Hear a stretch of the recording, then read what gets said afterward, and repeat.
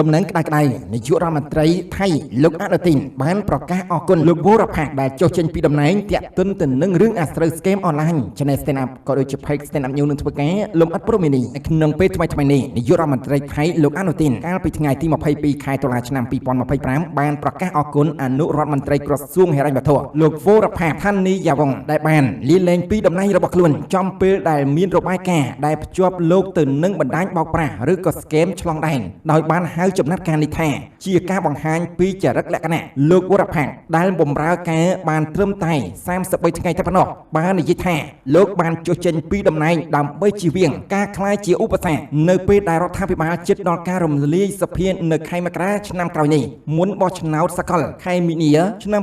2026លោកវរផាកបានច្រានចោលរាល់ការចោទប្រកាន់ទាំងនោះដោយហៅថាការលាបពណ៌គ្មានមូលដ្ឋានជាធនាគារជើងចាស់មួយរោងនិងជាអតីតនាយកប្រតិបត្តិធនាគារក្រុងថៃបែងលោកវរផាកបានបន្ថែមថារាល់ជំនួយរបស់លោកកន្លងមកគឺស្របច្បាប់និងមិនពាក់ព័ន្ធទៅនឹងបណ្ដាញបោកប្រាស់នោះទេ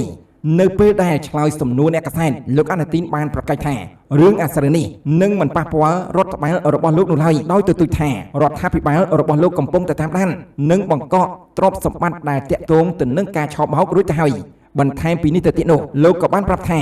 នឹងមិនមានការតែងតាំងអនុរដ្ឋមន្ត្រីហិរញ្ញវត្ថុថ្មីដើម្បីជំនួសលោកវរផាកនោះទេដោយលោកបានពន្យល់ថារដ្ឋបាលរបស់លោកនៅសេសសល់ពេលវេលាមិនច្រើននោះទេដោយសភាតំណាងរាស្ត្របានកំណត់ថានឹងត្រូវរំលាយនៅថ្ងៃទី31ខែមករាខាងមុខនេះដូច្នេះហើយការបំពេញមុខតំណែងទំនេរគឺមិនចាំបាច់នោះទេ